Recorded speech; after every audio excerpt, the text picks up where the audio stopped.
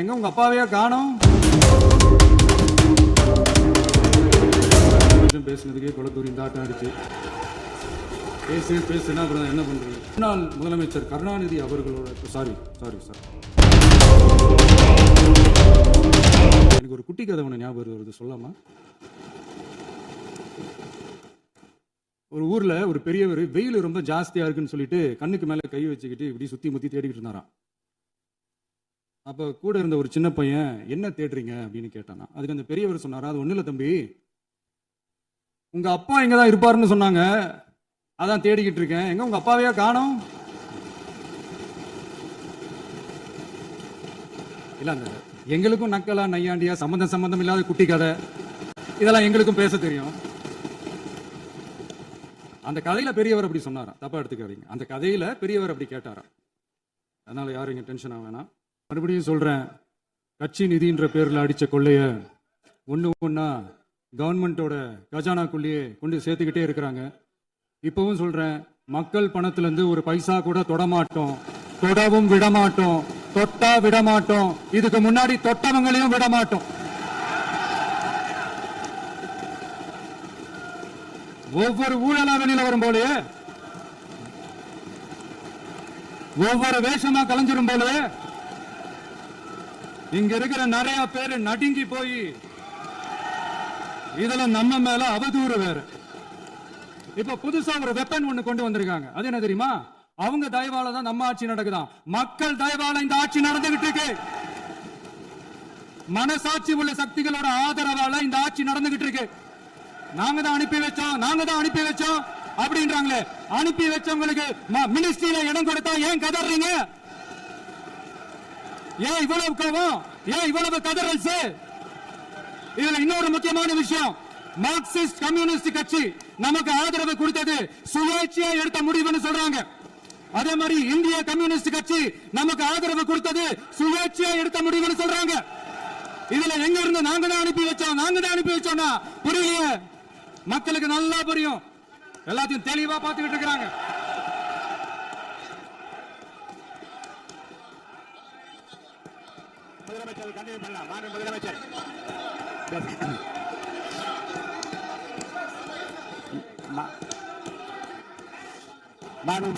போயிட்டாங்க, பேசலாமா?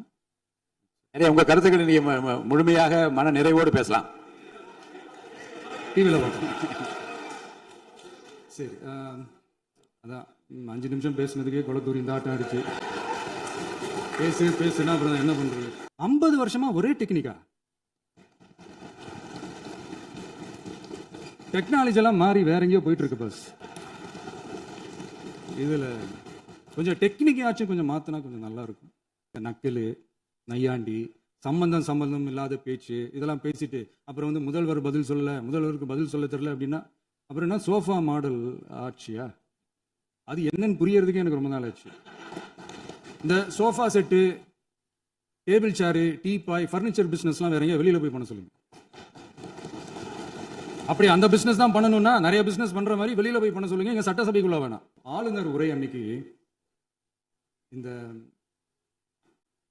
தமிழ் தாய் வாழ்த்துக்கு அப்புறம் தேசிய கீதம் பாடினது தப்பு, தேசிய கீதம் 2 முறை பாடினது தப்பு, அப்படி ஒரு நிகழ்வு இதுக்கு முன்னாடி இந்த சட்டசபையில நடந்ததே கிடையாது, அந்த மரபையே மாத்திட்டீங்க, இப்படி ஒரு பெரிய ஒரு போர் மாதிரி எதிர்கட்சியை சார்ந்தவங்க எல்லாம் சொன்னாங்க இல்லையா?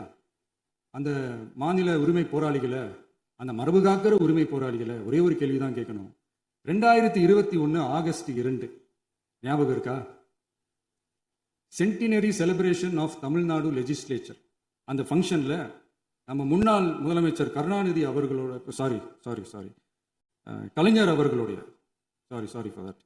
கலைஞர் அவர்களுடைய புகைப்படத்தை மாண்புமிகு குடியரசுத் தலைவர் திறந்து வைக்கிற ஒரு ஃபங்க்ஷன்.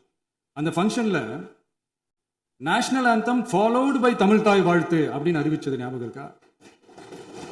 அதாவது தேசிய கீதத்துக்கு அப்புறமா 2வது முறையா, நோட் திஸ் பாயிண்ட் மாண்புமிகு பேரவைத் தலைவர் அவர்களே, ப்ளீஸ் நோட் திஸ் பாயிண்ட்.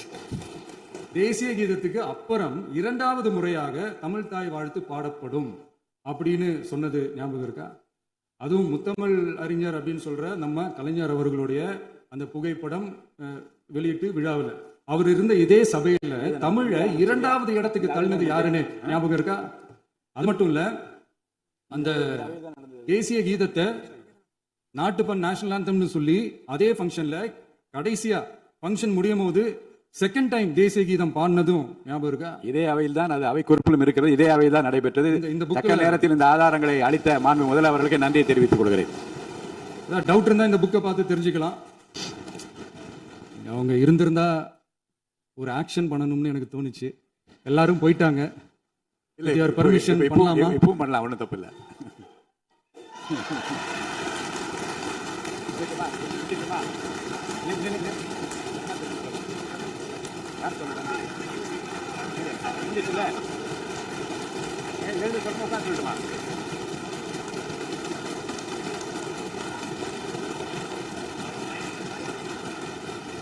விவாதம்